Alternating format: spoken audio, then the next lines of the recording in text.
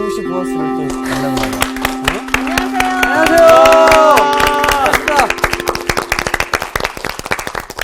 잘 지냈죠? 네. 요한 씨 오래만에 왔어요. 안녕하십니까, 선생님. 네. 반갑습니다. 반갑습니다. 당분간 우리와 함께 하는 거죠? 네네. 네. 제가 너무 선생님 보고 싶어가지고. 네. 제가 이렇게 그 달려왔습니다. 기도했구나. 마음에 와닿습니다.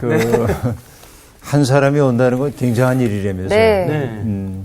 그의 전생애가 달려오기 때문이라는데. 아, 그것도 무슨 어떤 시에 나오는 건가요? 정현정 선생의 방문객이라고 하는 시에 나오는. 네. 아마 그럴 거예요. 네. 그러니까 한 사람이 온다는 건 정말 굉장한 일이죠. 근데 그 한 사람의 중요함을 우리가 잘 알지 못하고 사는 게 우리 인생이 빈곤해지는 이유 가운데 하나인데. 그러니까 한 존재가 세상에 올 때 사람들은 기뻐하죠. 근데 한 존재가 세상을 떠날 때 사람들에게 잊혀지는 경우도 많이 있죠. 근데 우리가 알아야 될 건 뭐냐면 한 사람이 사라지는 것은 그가 겪어왔던 전 생애도 함께 기억 속에서 사라지기 쉬운 거죠. 네. 그래서 어떤 분은 그렇게 얘기했습니다. 한 사람이 세상을 떠난다는 것은 도서관 하나가 사라지는 것이다. 야, 도서관 하나. 마음에 확 온다, 진짜. 이렇게 이제 뭐냐면 우리가 살아있는 내 경험, 살면서 경험했던 것들을 나의 경험으로만 가지고 있을 때 이건 나의 경험인데 이것을 다른 이들과 더불어서 공유할 수 있는 경험으로 만들 때 그것은 굉장히 큰 의미를 갖는다고 볼 수 있겠죠. 그러니까 내 삶이 늘 공적인 삶이어야 하는 건 아니지만 그래도 나의 개인적 경험이 사람들에게 보편적 경험으로 다가갈 수 있을 때 그게 이제 큰 의미를 갖는 거죠. 그래서 우리가 김소월이라든지 이런 시인들을 보면 그들의 시가 굉장히 사적인 감정을 노래한 것처럼 보입니다. 그런데도 사람들이 그 속에서 감동하는 까닭은 사적 경험처럼 보이는 것들이 공적 경험으로 바뀔 수 있어. 공유할 수 있는 부분들이 있기 때문에 그렇죠. 그래서 글을 쓴다거나 혹은 뭔가를 해내는 것이 그런 일들, 나의 개인적 경험을 공적 자산으로 만들어가는 경험이라고 말할 수 있죠. 이게 사람에게 주어져 있는 책임 같아요. 그런 의미에서 우리는 우리 박유한 학생의 이렇게 우리에게 다가옴을 아주 큰 기쁨으로 환영합니다. 환영합니다. 환영합니다. 오늘 수업 룻기 5강 시어머니의 봉양자. 우리가 길게 사사기 공부를 해왔고 사사시대의 이스라엘이 얼마나 어두운 역사로 치닫고 있었는지를 보면서 가슴 아파했는데 끝까지 좀 가슴이 아팠죠. 네. 그러다가 룻기로 오면서 우리 좀 마음이 좀 따뜻해졌습니다. 사실 이 룻기라고 하는 책이 그렇게 따뜻함만 있는 책은 아니에요. 사실은.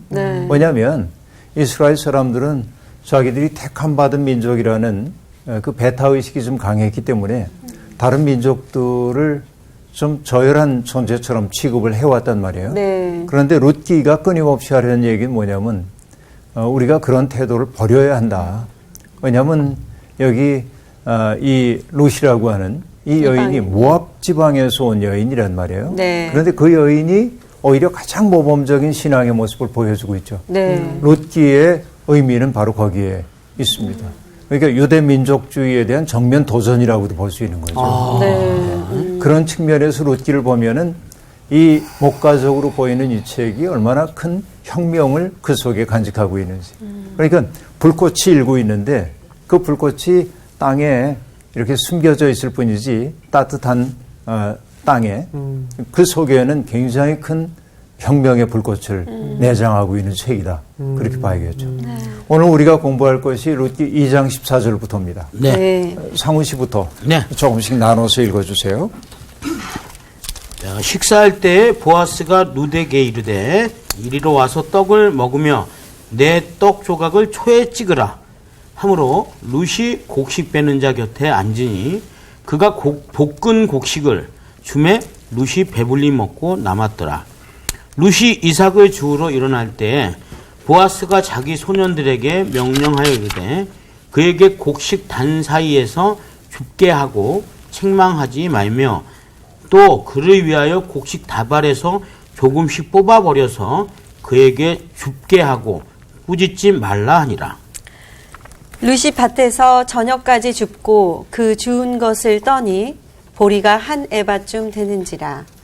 그것을 가지고 성읍에 들어가서 시어머니에게 그 주운 것을 보이고 그가 배불리 먹고 남긴 것을 내어 시어머니에게 드리매 시어머니가 그에게 이르되 오늘 어디서 주었느냐 어디서 일을 하였느냐 너를 돌본 자에게 복이 있기를 원하노라 하니 룻이 누구에게서 일했는지를 시어머니에게 알게 하여 이르되 오늘 일하게 한 사람의 이름은 보아스니이다 하는지라. 나오미가 자기 며느리에게 이르되 그가 여호와로부터 복받기를 원하노라. 그가 살아있는 자와 죽은 자에게 은혜 베풀기를 그치지 아니하도다 하고 나오미가 또 그에게 이르되 그 사람은 우리와 가까우니 우리 기업을 물을 자 중에 하나이니라 하니라. 모압 여인 룻이 이르되 그가 내게 또 이르기를 내 추수를 다 마치기까지 너는 내 소년들에게 가까이 있으라 하더이다 하니 나오미가 며느리 룻에게 이르되 내 딸아 너는 그의 소녀들과 함께 나가고 다른 밭에서 사람을 만나지 아니하는 것이 좋으니라 하는지라. 이에 룻이 보아스의 소녀들에게 가까이 있어서 보리 추수와 밀 추수를 마치기까지 이삭을 주우며 그의 시어머니와 함께 거주하니라. 네. 네. 자, 우리가 이 장의 첫머리에서는 룻이 보아스를 만나는 그 장면을 네. 보았습니다. 낯선 이국의 여인이 자기 밭에서 일하고 있는 것을 보고 불렀고 먼저는 자기의 일꾼들에게 누군지를 묻죠. 네. 그래서 이제 아무개입니다 하고 얘기를 했고 그래서 보아스가 룻을 불러가지고 칭찬해주고 이 대목을 우리가 잘 보고 있었는데 네. 오늘 마침내 이제 14절에서 네. 보아스와 룻 사이에 로맨스가 싹 들 수 있는 가능성이 여기 열리고 있음을 볼 수 있습니다. 때는 어느 때냐면 식사 때입니다. 네. 이 식사가 참 중요해요. 밥 먹는 게. 너무 중요하죠. 밥 먹는 거 정말 정말 중요해요. 중요해요. 예. 그러니까 내가 늘 얘기를 합니다마는 밥 먹으면서. 식구를 뜻하는 말이 가족이라는 말도 있죠. 가족. 네네. 네. 가족. 가족. 여러분 우리 가족은 몇 명입니다. 이런 식으로 얘기하잖아요. 우리 식구는. 가족. 식구라고 하는 말도 있습니다. 네. 근데 이 말은 같은 말처럼 보이지만 좀 뉘앙스는 좀 달라요. 가족이라고 하는 말은 집가짜에서는 이 지붕 밑에 돼지가 있는 모양이에요. 돼지요? 돼지 희자예요, 이게. 집 밑에. 그래서 이게 뭐냐면 옛날 전통에서는 양치강이 나면서는 뱀들이 많았기 때문에 아열대성 기후에 뱀으로 말미암아 입는 피해들이 많았기 때문에 뱀의 천적이 돼지래네요. 그래서 집을 이렇게 높여서 짓고 그 밑에다 돼지를 기르면 뱀이 오면 돼지가 공격하고 먹고. 처음 들었네. 네, 그런 것이 있는데 사실은 이 집가짜라고 하는 것은 또 어떤 의미로도 해석이 되냐면 집 아래에서 돼지를 함께 나누는 사람들이야. 돼지는 뭐냐면은 제사 때 사용하겠거든요. 제사 때. 그러니까 집가라고 하는 말 속에는 제사 공동체 이 의미가 이 속에 있어요. 그러니까 나의 아주 가까운 함께 살고 있는 사람만이 가족이 아니라 제사를 통해서 조상 쪽부터 관련을 가지고 있는 사람들, 사촌들, 팔촌들 이런 사람들이 다 가족에 속한다고 얘기할 수 있습니다. 그죠? 좀 큰 그러니까 범위네요, 이렇게.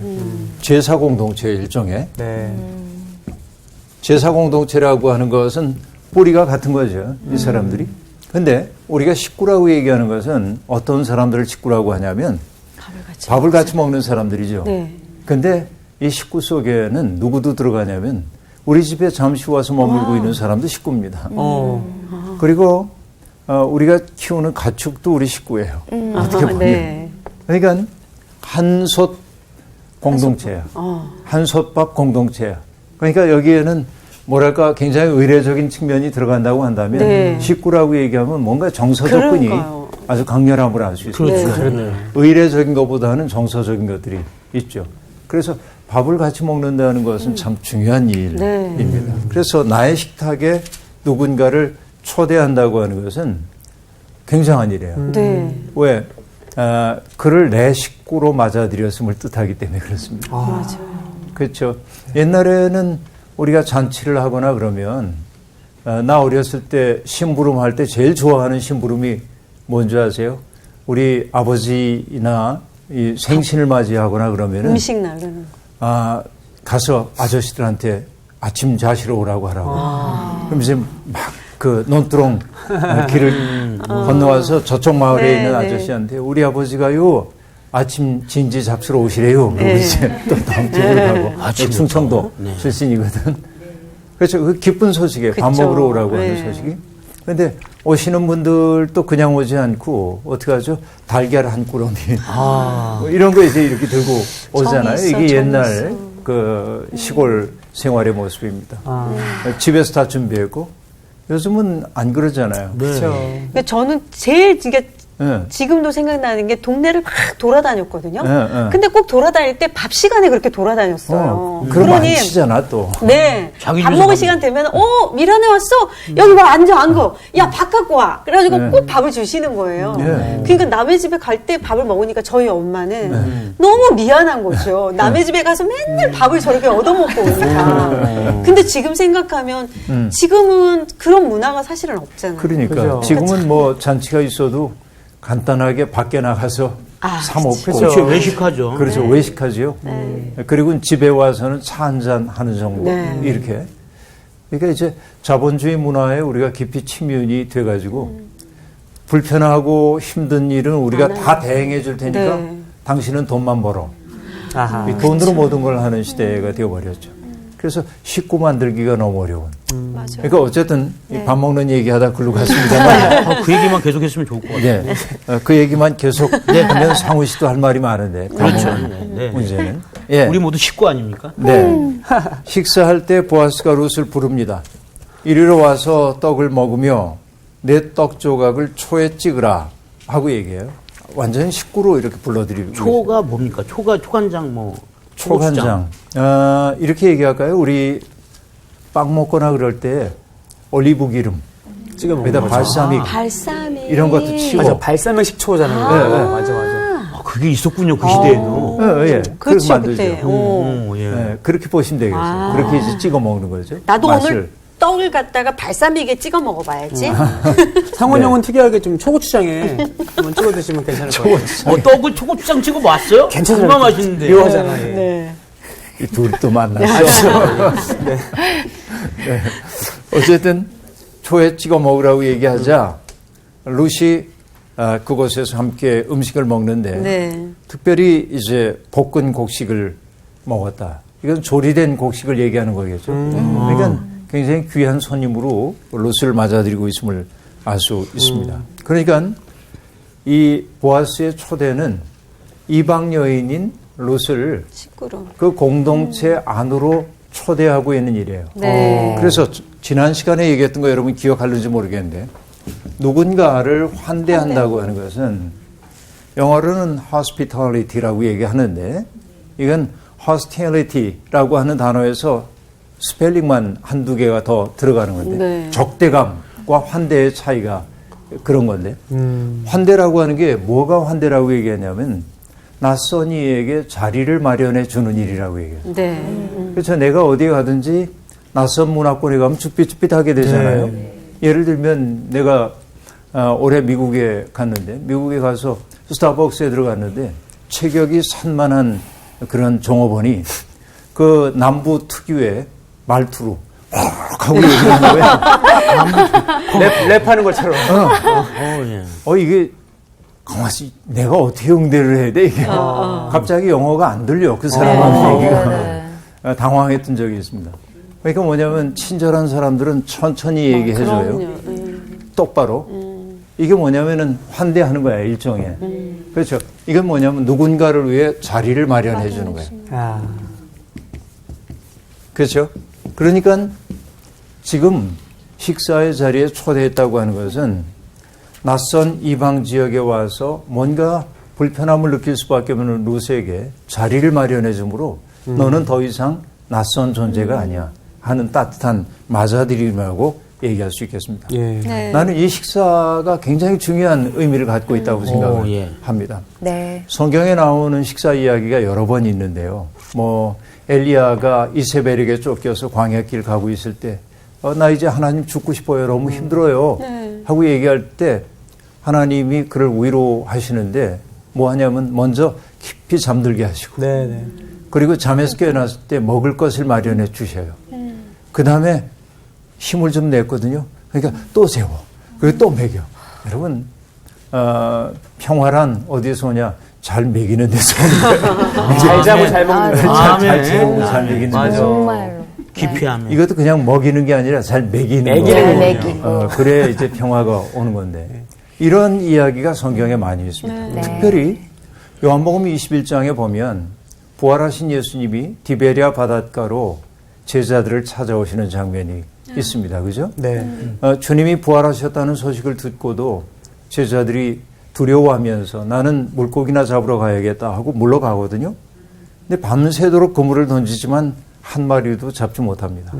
그런데 새벽녘에 어떤 분이 와가지고 말을 건네죠. 많이 잡았냐고. 한 마리도 잡지 못했습니다. 하고 얘기합니다. 그래서 배 오른쪽에 그물을 던져보라고. 그래서 많이 잡혔고 그 말을 건네온 분이 주님이라는 사실을 알고 베드로는 황급히 주님 앞에 나오죠. 그런데 주님이 베드로에게 한 얘기는 뭐냐면 난 너한테 실망했다 이런 얘기 아니죠. 내가 너한테 얼마나 경고했니.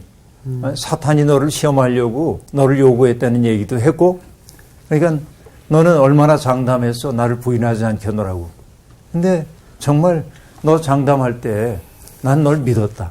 근데 이게 뭐니? 이렇게 얘기 안 하잖아요. 예.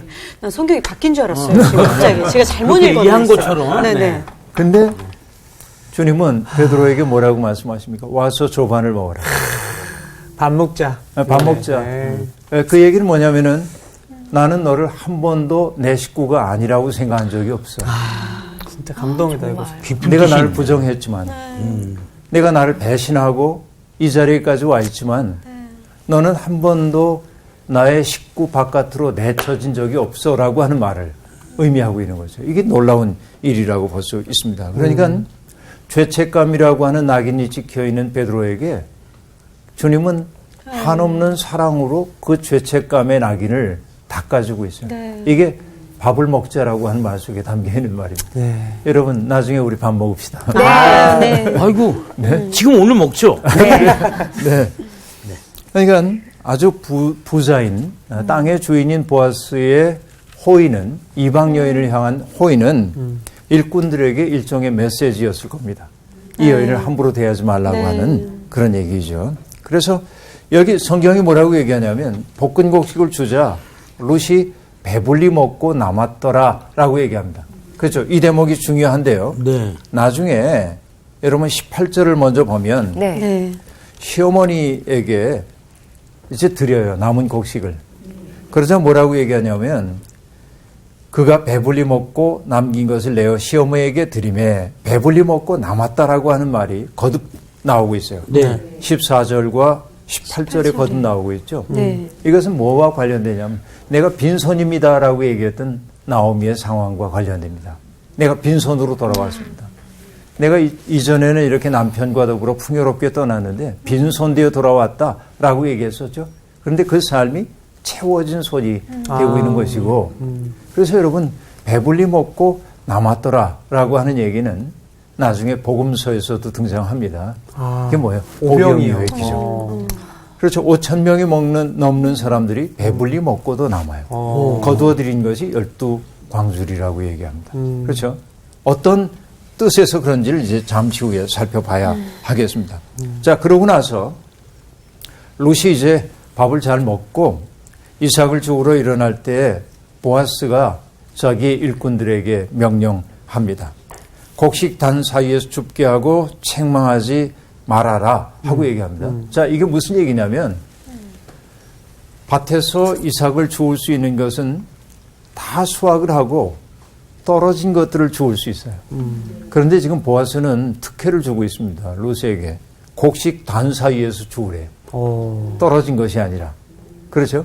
그 다음에 뭐라고까지 얘기하냐면 그를 위하여 곡식다발에서 조금씩 뽑아버려서 그에게 줍게 하고 꾸짖지 말아라.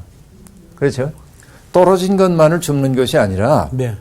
이제 곡식 단 사이에서 줄 뿐만 아니라 너희들은 일부러 좀 단에서 빼놔가지고 일부러 떠트려라. 저 여인이 많이 가질 수 있도록 네. 해라.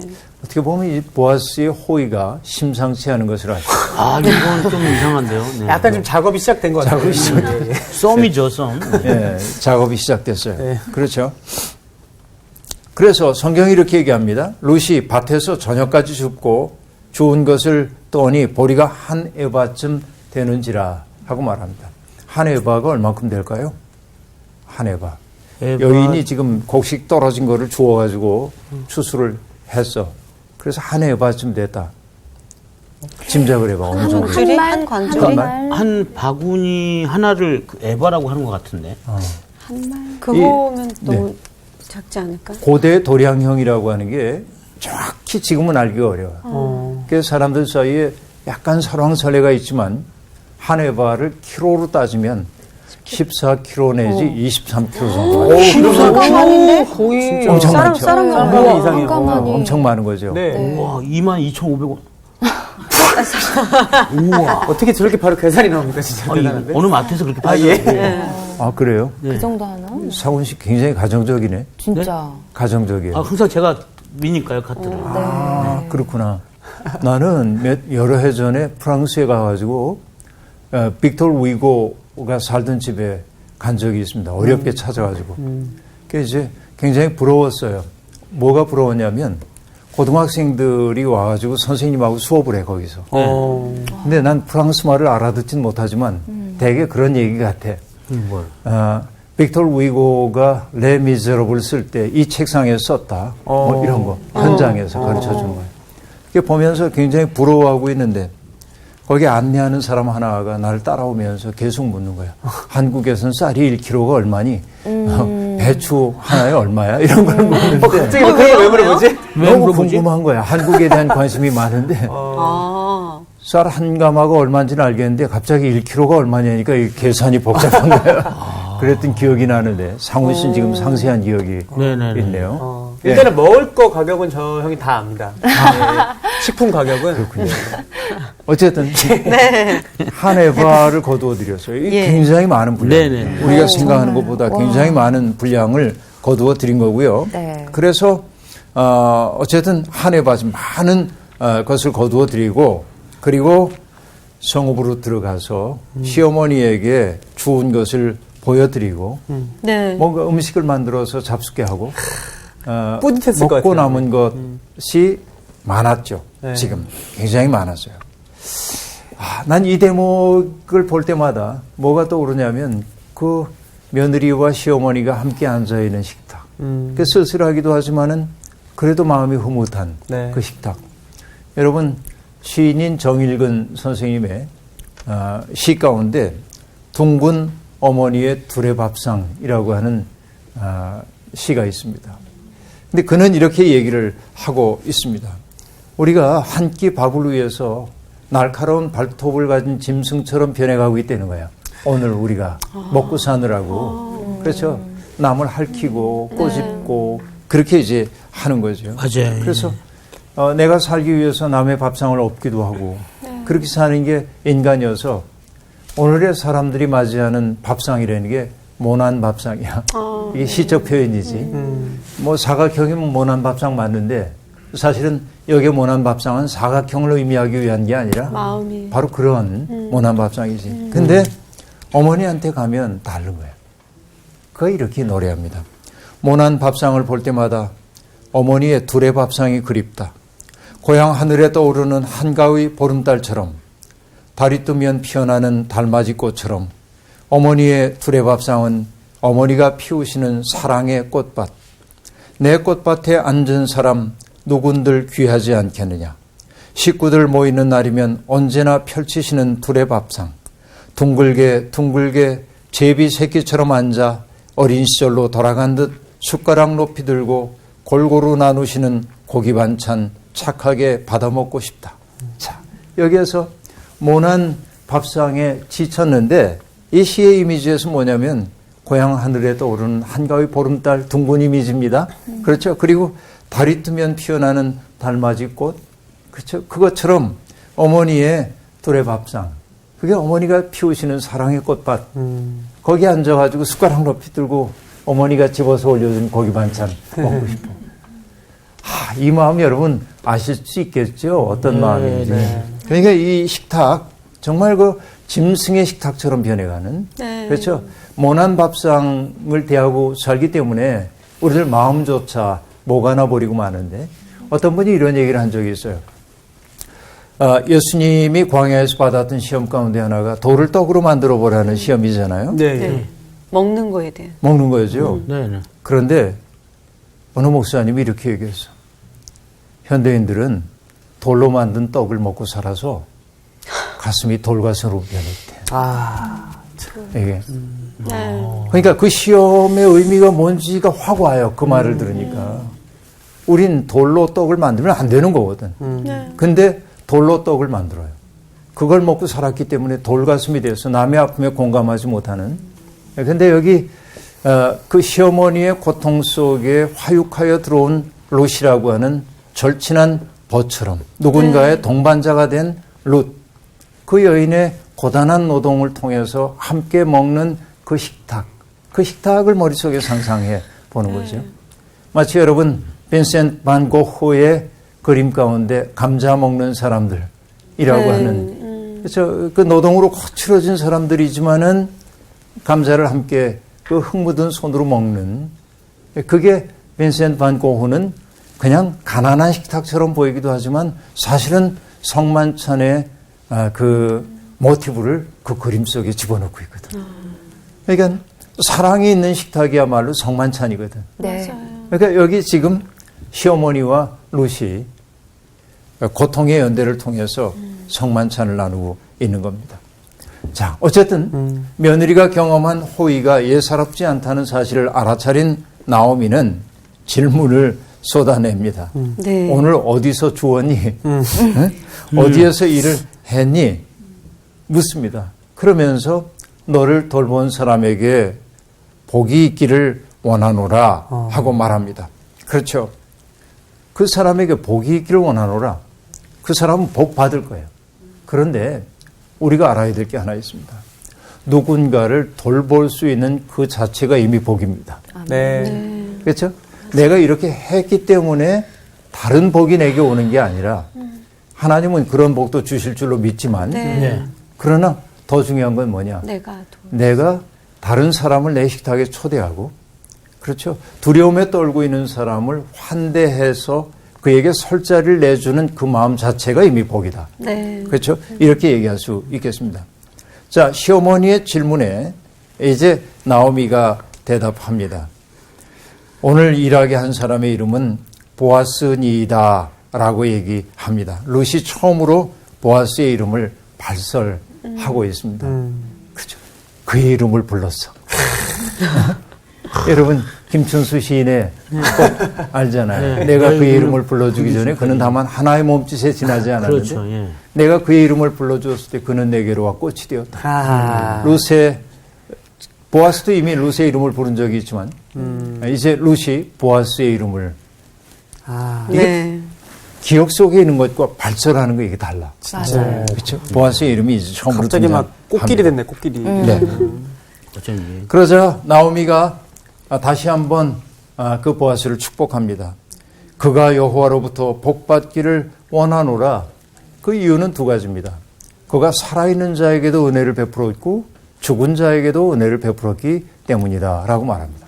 자, 살아있는 자에게 은혜를 베풀었다는 것은 나오미와 여기 롯의 처지를 어렵게 여겨서 그것을 돌봐주었다는 얘기겠죠. 근데 죽은 자에게도 그렇게 했다는 얘기는 지금 보아스의 호의를 지금 나오미는 뭐로 받아들이냐면 이미 세상을 떠난 엘리멜렉과 말리온과 기련 그들에게도 베푸는 은혜로 보여서 그 남겨진 그 두 여인을 돌보는 그 자체가 죽은 자에게까지 베푸는 호의라고 받아들이고 있음을 알 수 있습니다. 그렇죠.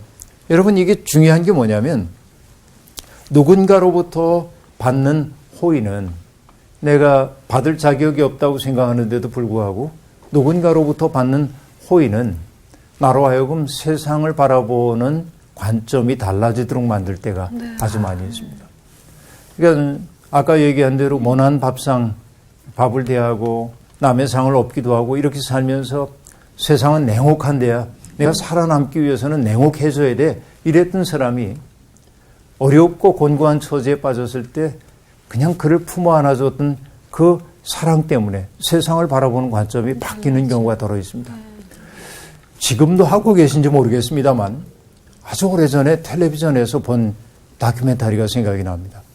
서대문 형무소 근처에서 노인들에게 급식 봉사를 하고 있는 분이 계십니다. 어느 봉제 공장의 사장님인데 그분은 나중에 기자가 찾아가 보니까 아주 허름한 월세집에 살고 있는데 매일 200명분의 식사를 준비해서 노인들과 노숙자들을 대접을 하는 겁니다. 근데 어떻게 그럴 수 있는가 했더니 사연이 있었어요. 시골에서 어린 시절에 올라왔습니다. 너무 가난해가지고. 그리고 며칠을 굶었어요. 그게 너무나 배가 고픈 나머지 자기도 모르는 사이에 가게에서 빵 하나를 훔쳐서 입에 넣었습니다. 근데 얼마나 배고팠으면 그렇겠어요.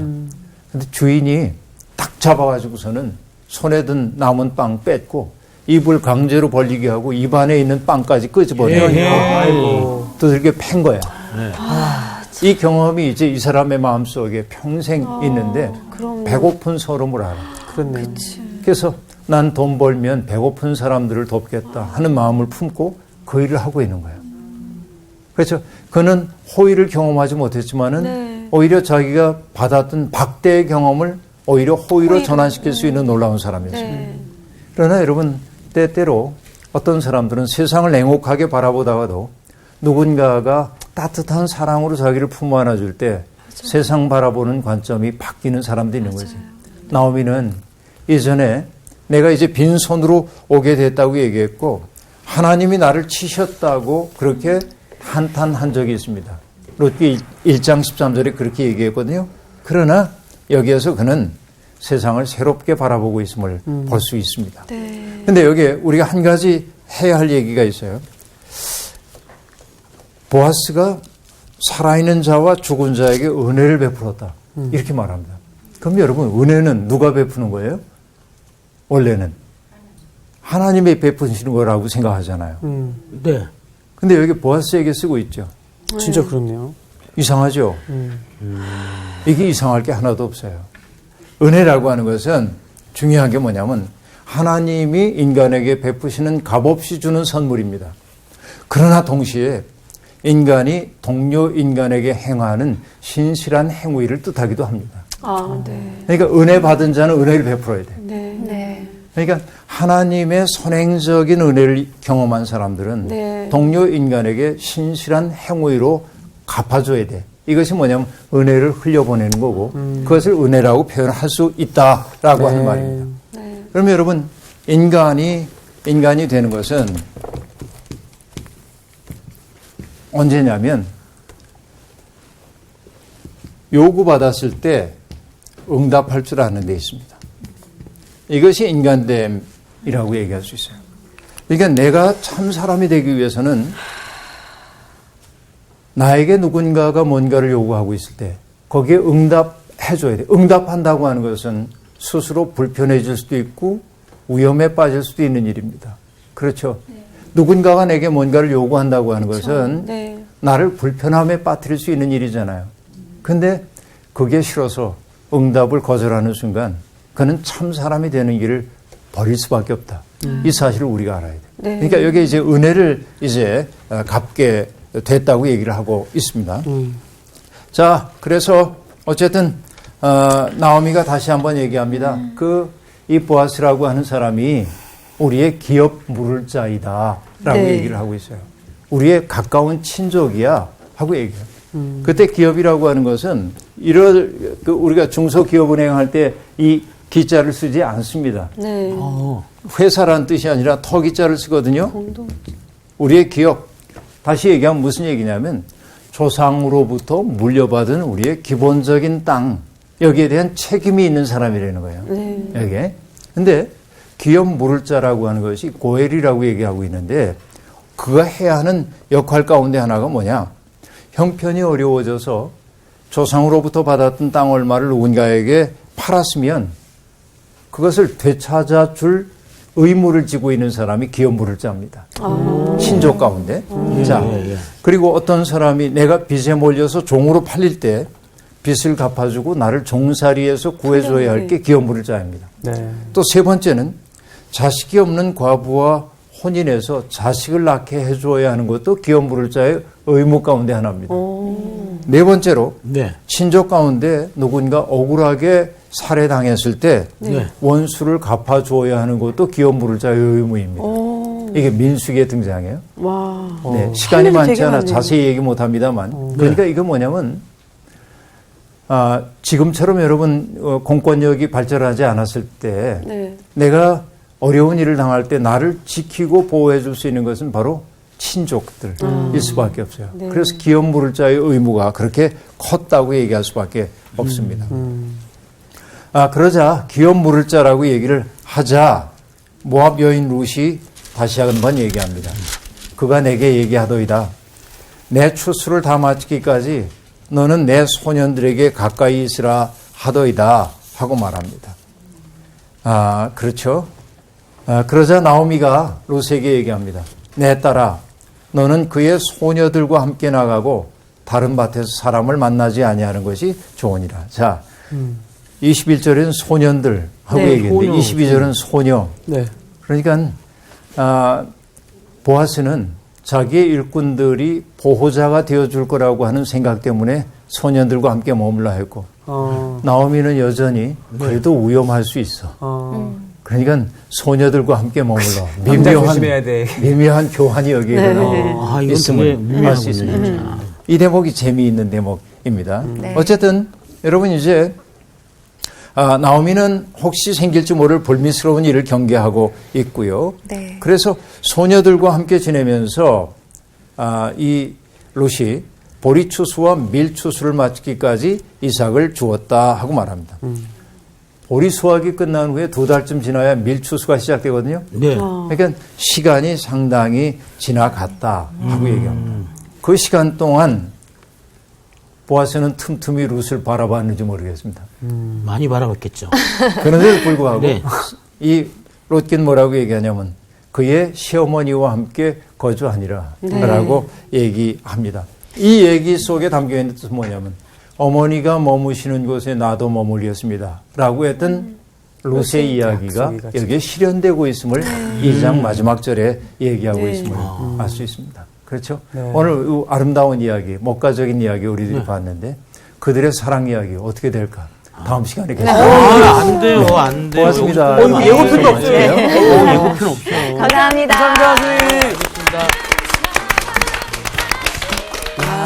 나는 이 룻하고 그 나오미의 이 시어머니와 며느리의 이 보아스와 룻의 어떤 사랑 얘기도 되게 이렇게 끌리지만 나는 이 시어머니와 며느리의 그 서로 기대면서 의리적으로 이렇게 서로가 내가 너 지켜줄게 아니야 어머니 제가 어머니 지켜줄게 하는 어떤 의리로 이렇게 있는 그 모습이 너무 아름다워요 진짜.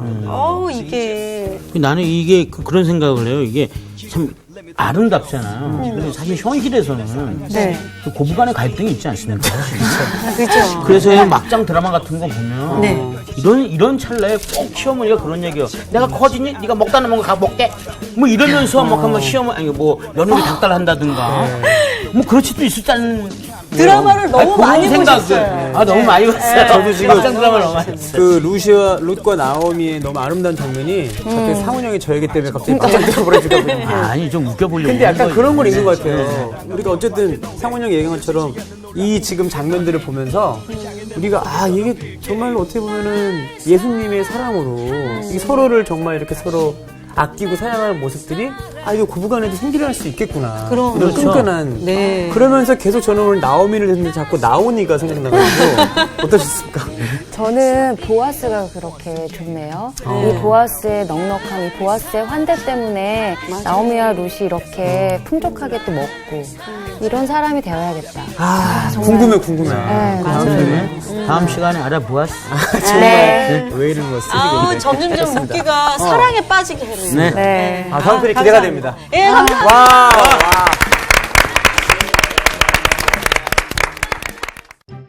이번 주 퀴즈입니다. 아간의 범죄 때문에 이스라엘이 전쟁에서 패한 곳은 어디인가요? 1번 아이성, 2번 여리고성, 3번 시원성. 정답을 아시는 분은 CBS 성서학당 홈페이지에 정답을 올려주시거나 우편으로 보내주시면 됩니다. 선정되신 분들에게는 하나님의 말씀을 전 세계에 보급하는 대한성서공회에서 성경, 송태근 선생님의 교회가 알고 싶다, 김기석 선생님의 에레미야 산책, 끙끙 앓는 하나님, 성경 통독을 위한 최고의 자습서 성경 2.0 가운데 하나를 드립니다.